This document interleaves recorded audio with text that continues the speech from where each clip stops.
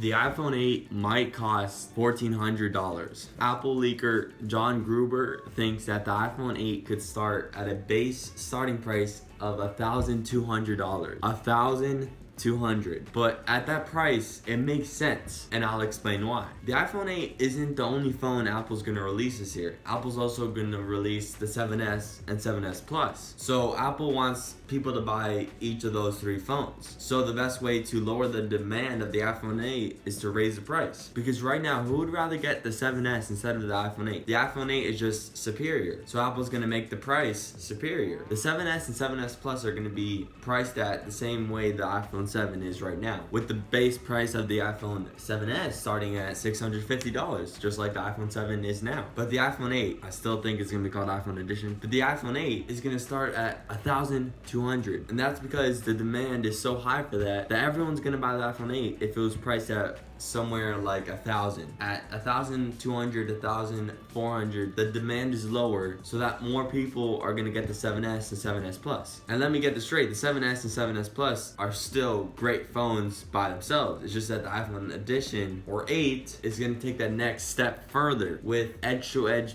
display, maybe fingerprint into the display. Doesn't look like it's gonna happen, and other features that the 7S isn't gonna have. Right now, the rumor is that the iPhone 8 is gonna start at a base starting price at $1,200 with 64 gigabytes of storage, and then the higher end model with 256 gigabytes of storage is gonna cost $1,400. And trust me, if Apple comes out with a phone that's $1,400, there's gonna be so much hate around that. Everyone's gonna be focusing on that super high price of the iPhone 8, and then they're just gonna ignore the somewhat still good iPhone 7S. The iPhone 7S is still gonna come with wireless charging, improved water resistance, better cameras, fast charging. It's gonna come with that good upgrade. But like I said earlier, the iPhone 8 is just gonna take that next step to leap over the 7S. I personally want the iPhone 8 really bad, but if it costs $1,200, I don't think I could get it. For me, the cutoff price is right at $1,000, and then I have to turn to the 7S Plus. So for me, Apple's plan is working. So it completely makes sense that Apple is gonna list the iPhone 8 starting at $1,200. It kind of has to be that way. It has to be that way to keep demand low and pay some attention to the 7S. That's still a great phone. I just know whenever Apple's gonna release this next phone, there's gonna be so much hate around it, because there always is so much hate around it. But right now, the price should not be the focus on the hate. Focus